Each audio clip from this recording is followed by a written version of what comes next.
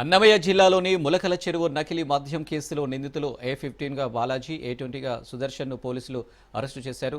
తండ్రి బాలాజీ, కుమారుడు సుదర్శన్ను బెంగళూరులో అదుపులోకి తీసుకున్నారు. నిందితులను తమ్మలపల్లి కోర్టులో పోలీసులు హాజరుపరిచారు. అనంతరం మదనపల్లె సబ్ జైలుకు తరలించారు. A1 జనార్దన్ రావుకు వీరిద్దరూ స్పిరిట్ సరఫరా చేసినట్లు ఆరోపణలున్నాయి. ఇప్పటికే ఈ కేసులో పలువురిని అరెస్టు చేసి విచారిస్తున్నారు.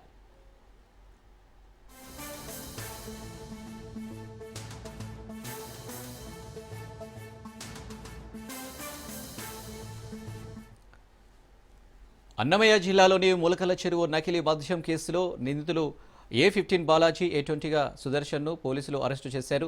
తండ్రి బాలాజీ, కుమారుడు సుదర్శన్ను బెంగళూరులో అదుపులోకి తీసుకున్నారు. నిందితులను తమ్మలపల్లి కోర్టులో పోలీసులు హాజరుపరిచారు. అనంతరం మదనేపల్లె సబ్ జైలుకు తరలించారు. A1 జనార్దన్ రావుకు వీరిద్దరూ స్పిరిట్ సరఫరా చేసినట్లు ఆరోపణలున్నాయి. ఇప్పటికే ఈ కేసులో పలువురిని అరెస్టు చేసి విచారిస్తున్నారు. దీనికి సంబంధించి మరిన్ని డీటెయిల్స్ మా ప్రతినిధి నారాయణ రెడ్డి అందిస్తారు. నారాయణ.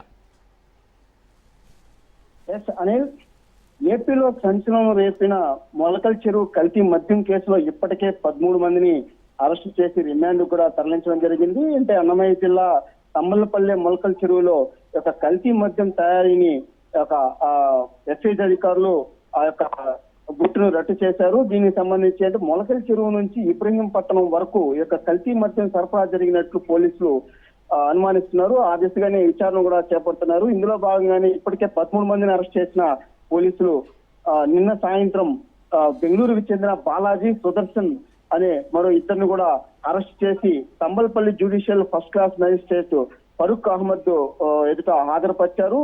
ఇతనికి 14 రోజుల పాటు రిమాండ్ కూడా విధించడం జరిగింది. అంటే ఇతను ఎవరైతే బాలాజీ అనే వ్యక్తి ఉన్నారో ఇతను హైదరాబాద్ అంటే బెంగళూరుకు కేంద్రంగా చేసుకుని అక్కడ నుంచి మద్యం కల్తీ మద్యం ఏదైతే ఉందో దానికి ఫేక్ సీల్ ను తయారు చేయడం, అలాగే లేబుల్స్ ను సరఫరా చేయడం చేస్తున్నట్టు కూడా విచారణలో యొక్క ఎక్సైజ్ అధికారులు అలాగే పోలీసులు కూడా గుర్తించినట్లు తెలుస్తుంది. అంటే వీరు అంటే ఈ యొక్క మొలకల చెరువు నుంచి ఈ యొక్క కల్తీ మద్యం ఏదైతే సరఫరా చేస్తారో ఆ యొక్క సరఫరా సంబంధించి మద్యం దుకాణాలకు, బెల్ట్ షాపులకు కూడా తక్కువ ధరకు ఈ యొక్క మద్యాన్ని సరఫరా చేసి సొమ్ము చేసుకున్నట్లు కూడా పోలీసుల విచారణలో తేటమైంది. దీనికి సంబంధించి ఇప్పటికే కొంతమందిని కూడా జ్యుడిషియల్ కస్టడీకి కూడా కోరడం కూడా జరిగింది.